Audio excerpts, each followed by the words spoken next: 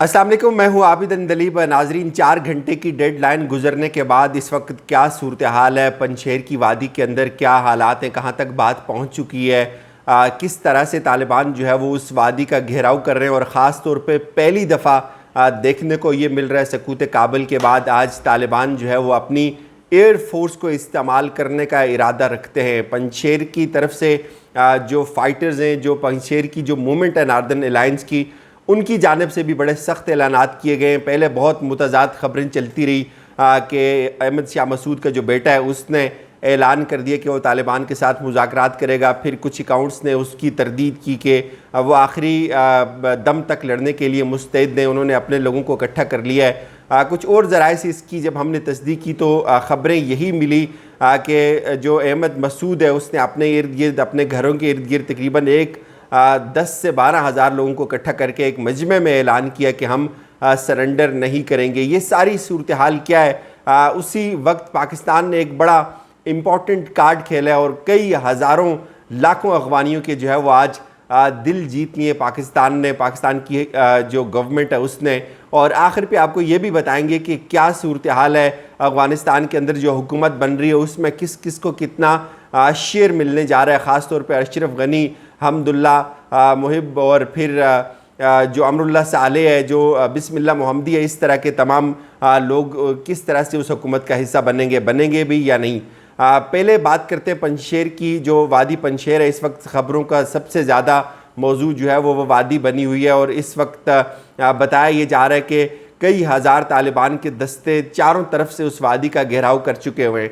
पहले तालिबान ने उनको अनाउंस किया कि आप हमारे साथ मुज़ाकरात करें, तो बहुत सारे जो सोर्सेज थे वो यही बता रहे हैं कि अहमद मसूद ने तालिबान के साथ जो शराइत रखी वो बड़ी संगीन थी। कुछ ऐसी शराइत थी जो तालिबान को कबूल नहीं थी। ख़ास तौर पे ये शराइत की जो इंक्लूसिव गवर्नमेंट बनेगी उसमें हमारा हिस्सा होगा और वादी का कंट्रोल जो है वो हमारे पास रहेगा, चूँकि हमारी मिथ टूट जाएगी। बरसों से ये वादी हमारे पास है। 1980s में भी रूस के सामने सरेंडर हमने नहीं किया था और हमने तकरीबन उस वक़्त 7,000 रूस की फ़ौजें आई थी। तो आज अगर 3 या 4,000 या 6,000 तालिबान आते हैं तो वो किस तरह हमारा घेराव कर सकते हैं। और इस तरह की उन्होंने शराइत रखना शुरू की। और इसको फिर मैं आपको बताऊं कि कन्फ्यूजन कितना ज़्यादा, आप इस बात का अंदाज़ा यहाँ से लगाएं।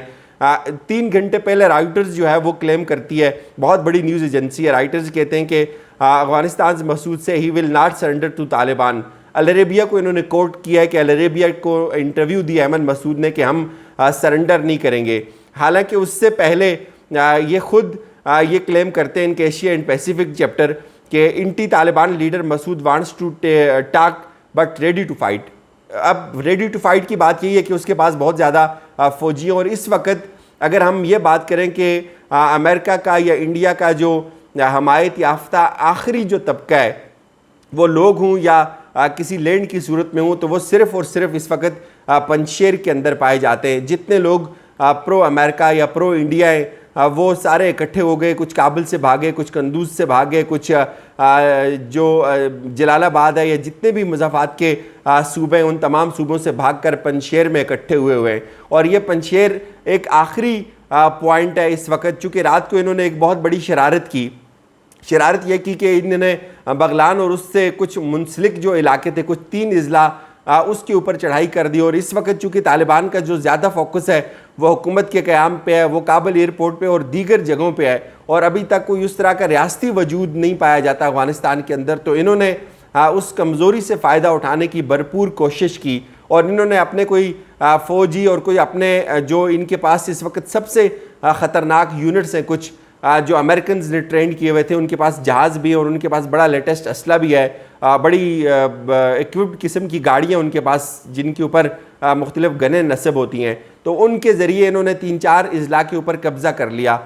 उसके ऊपर बड़ी झड़प रही और तालिबान को ये चीज़ बड़ी जो है वो नागवार गुजरी कि हमने एक तरफ पूरे अफ़गानिस्तान को फ़तह कर लिया, तो वहाँ पे ये छोटे से ग्रुप से इनके आगे हम सरेंडर नहीं करेंगे या इनके साथ जो नेगोशिएशन या टाक्स होंगी वो इस तर्ज पे नहीं होगी जिस तर्ज पे कम से कम ये चाहते हैं। और इस वक्त इतलात हमारे पास ये भी हैं कि जो अहमद मसूद है वो शायद किसी हद तक तालिबान के साथ बात करने को राज़ी है, लेकिन उसको सबसे ज़्यादा जो मजबूर कर रहा है वो अमरुल्लाह साले कर रहा है और वो बिस्मिल्लाह महमदी कर रहा है। बिस्मिल्लाह महमदी कौन है? ये आपको पता है, वज़ीर दिफ़ा है अफ़गानिस्तान का साबिक़, अब तो साबिक़ ही कहेंगे, ज़ाहिर है भाग गया है। तो कुछ इतलात ये भी आ रही है नाज़रीन कि अमरुल्लाह सालेह उज़्बेकिस्तान फ़रार हो चुका हुआ है, वो अब उस इलाके में मौजूद नहीं है। और लेकिन जो ऐमन मसूद है उसने कई हज़ार लोगों को अपने गिर्द इकट्ठा किया और एक बड़ी तकरीर की, जज्बाती तकरीर। उसमें उसने कहा जी कि हम इनके साथ जो है वो लड़ेंगे और आखिरी हद तक लड़ेंगे। और बज़ाहिर हमें जो समझ आती है वो सिर्फ़ और सिर्फ ये समझ आती है कि अब जो वेस्ट से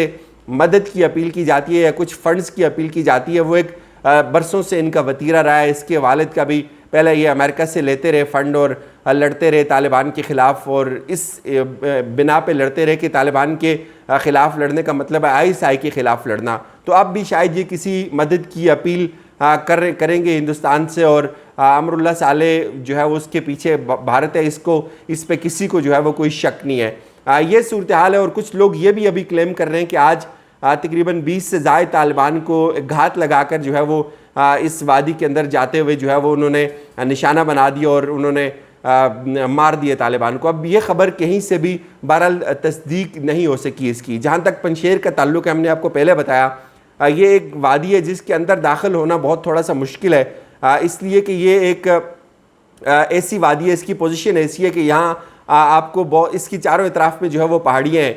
और तालिबान के ख़िलाफ़ जो मज़ामत हो रही है, कुछ लोग तो शहर के अंदर भी मौजूद हैं, कुछ ने ऐसी ख़ास जगहों पे जो है वो कुछ कब्ज़ा किया हुआ है जहाँ से वो बहुत आसानी से उस रोड को और उन दीगर जगहों को जो है वो हिट कर सकते हैं। और यहीं पे बताया जा रहा है कि थर्ड जो कुंदक स्पेशल फोर्स है, जो अमेरिका ने ख़ास तौर पे CIA ने पाकिस्तानी फ़ौजियों के ख़िलाफ़ बॉर्डर्स पे, अफ़गानिस्तान की बॉर्डर पे लड़ने के लिए तैयार की थी, सबसे ख़तरनाक तरीन फ़ोर्स जो बताई जा रही है, वो भी इस वक्त जो है वो इस इलाके के अंदर मौजूद है।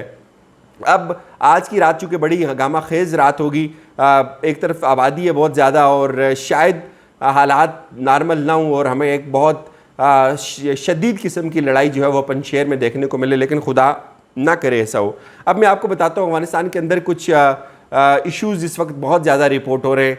चोरी की वारदातें रिपोर्ट हो रही है, दीगर जो क्राइम रेट है वो बढ़ता जा रहा है दिन ब दिन। तो उसकी सबसे बड़ी वजह जो हमें समझ आती है, ये हम जो लोगों से बात करते हैं, वो ये है कि चूँकि पुलिस सड़कों पे नहीं है, मैक्सिमम लोग जो है वो एक कल्चर के, एक तरह के, उनके कोई यूनिफॉर्म नहीं है और इसका बहुत ज़्यादा फ़ायदा उठा रहे हैं जो इस तरह के अनासर हैं। तो जब कोई पुलिस शायद सड़कों पे आ जाएगी और जिसकी एक यूनिफॉर्म होगी और जो दूर से पहचानी जाएगी, तो शायद इससे ये चीज़ें बहुत हद तक कम हो जाएं। आखिर पे हम बात करते हैं, एक चीज़ मैं और आपको बताना भूल गया, आज गुलबदीन हिकमत यार जो हैं, जो हिज़्ब इस्लामी के सरबराह हैं, जो साबिक़ वज़ीर-ए-आज़म रहे अफ़गानिस्तान के, उन्होंने आज एक बड़ा ज़बरदस्त बयान दिया हिंदुस्तान के हवाले से कि हिंदुस्तान को जो है वो अपनी सरज़मीन की फ़िक्र करनी चाहिए। और ख़ास तौर पे उनका ये कहना था कि जो कश्मीर का जो बदला वो पाकिस्तान से और अफ़गानिस्तान की सरज़मीन से वो नहीं लिया जा सकता पाकिस्तान के साथ। तो ये मेरे ख़्याल में एक बहुत बड़ी शटअप कॉल है और पहली दफ़ा इस दौरान इस तरह का इतना सख्त मौक़िफ़ और इतना सख्त लहजा हमें देखने को मिला है। अब जहाँ तक बात है नाज़रीन, इस वक्त पाकिस्तान ने जो शानदार कार्ड खेला है वो ये है कि वो क्रिकेट डिप्लोमेसी, और कुछ बहुत ज़्यादा लोग शकूक व शुबात का इजहार कर रहे थे कि पाकिस्तान की अफ़गानिस्तान के साथ जो क्रिकेट सीरीज़ है वो मनसूख हो जाएगी। लेकिन आज पाकिस्तान ने एक बड़ा ज़बरदस्त कार्ड खेला है और इसकी मिर्चें भी आपको पता है कहाँ महसूस हो रही होंगी कि आज पाकिस्तान ने वीज़े जारी कर दिए अफ़गानिस्तान के प्लेयर्स को और फिर वो यहाँ से आगे जाएंगे क्रिकेट अपनी खेलने के लिए। और ये मेरे ख्याल में बहुत अच्छी और बहुत खुशी की बात है, ख़ास तौर पे उन अफ़गानियों के लिए जिस वक्त बड़ी तकलीफ़ के आलम में और बहुत सारे मसाइल में घिरे हुए हैं। आखिर पे मैं आपको ये चीज़ ज़रूर बताना चाहूँगा कि इस वक्त जो इंक्लूसिव गवर्नमेंट बनने जा रही है अफ़गानिस्तान के अंदर, उसमें कम अज़ कम अशरफ गनी का कोई हिस्सा नहीं है, जो अमरुल्लाह सालेह है उनका कोई हिस्सा नहीं है।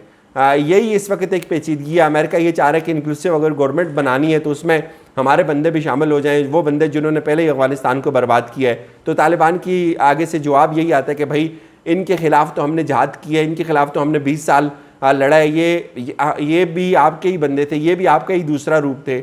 हम इनके ख़िलाफ़ लड़ते थे, इसका मतलब था हम आपके ख़िलाफ़ लड़ते हैं, और आपके ख़िलाफ़ लड़ते थे इसका मतलब था हम इनके ख़िलाफ़ लड़ते हैं। आप दोनों एक जैसे थे। तो लिहाजा इंक्लूसिव गवर्नमेंट में कम से कम अगर वापस अफ़गानिस्तान को इन लोगों ने रूल करना है तो फिर हमारे आने की तो कोई मंतक नहीं बनती। इजाज़त दीजिए, अपना बहुत सारा ख्याल रखिएगा। खुदा हाफिज़।